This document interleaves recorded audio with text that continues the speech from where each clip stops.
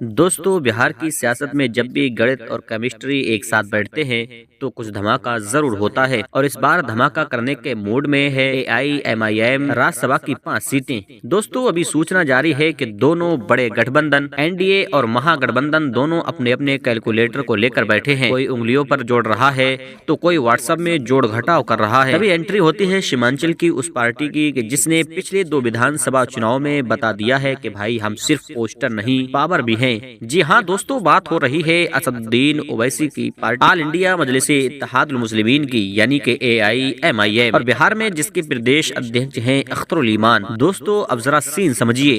बिहार विधानसभा में AIMIM के 5 विधायक हैं। सुनने में भले ही छोटा नंबर लगता हो, लेकिन राज्यसभा के चुनाव में यही 5 वोट खेल का पासा पलट सकते हैं। यहाँ एक वोट की कीमत ऐसी होती है जो बहुत ज्यादा अहम मानी जाती है, यानी कि जो वोट ले गया वही विजेता। दोनों गठबंधन आराम से सोच रहे हैं कि 5 सीट आराम से बट जाएंगी, कोई टेंशन की बात नहीं है। लेकिन तभी अख्तरुल ईमान साहब ने प्रेस कॉन्फ्रेंस में माइक पकड़ा और बोला कि हम किसी को सपोर्ट नहीं करेंगे, हम खुद उम्मीदवार उतार। कोई वो है सवारी है, हम पर कोई सवार करेगा, हमको कोई समर्थन करेगा, उनको जाके पूछिए ना। MIM खुद अपना उम्मीदवार देगी, कौन कौन समर्थन करेगा। हम कॉम्युनल फोर्स के खिलाफ लड़ाई लड़ते हैं बैरिस्टर असदुद्दीन ओवैसी का बाजू मजबूत करने के लिए।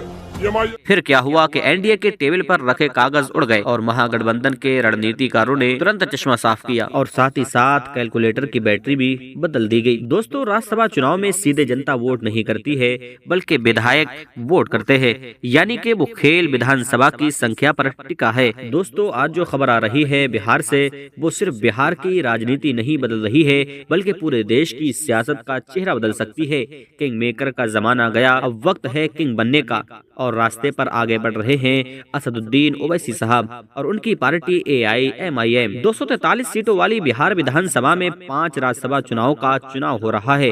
NDA तो 4 सीट आसानी से जीत रही है, लेकिन 5वीं सीट पर पूरा खेल फंस गया है। इंडिया गठबंधन अब AIMIM के बिना आगे नहीं बढ़ सकता। जी हाँ, अब समीकरण बदल चुका है। दोस्तों, राज्यसभा की एक सीट जीतने के लिए लगभग 41 विधायकों की जरूरत होती है और यहीं पर AIMIM का रोल आता है। इंडिया गठबंधन सोच रहा है कि AIMIM उन्हें सपोर्ट करेगी, लेकिन जब अख्तरुल ईमान साहब से सवाल पूछा गया कि आप इंडिया गठबंधन को सपोर्ट करेंगे तो उनका जवाब सुनकर सब चौंक गए। दोस्तों, उन्होंने साफ कहा है कि हम सपोर्ट नहीं करेंगे, हम खुद अपना उम्मीदवार उतारेंगे और हम बाकी सेकुलर पार्टियों से हमारे उम्मीदवार को सपोर्ट करने की अपील करेंगे। यानी कि अब AIMIM किसी के पीछे नहीं चल रही है, अब AIMIM दूसरों को अपने साथ जोड़ने निकली है। ये सिर्फ राजनीति नहीं बल्कि ये एक रणनीति है। ये है ओवैसी साहब की सोच, ना किंग मेकर बनने की तैयारी। दोस्तों, याद रखिए कि जब कोई पार्टी खुद उम्मीदवार उतारती है और दूसरी पार्टियों से समर्थन मांगती है तो वो पार्टी सिर्फ सपोर्टर नहीं बल्कि वो पार्टी लीडर बन चुकी होती है।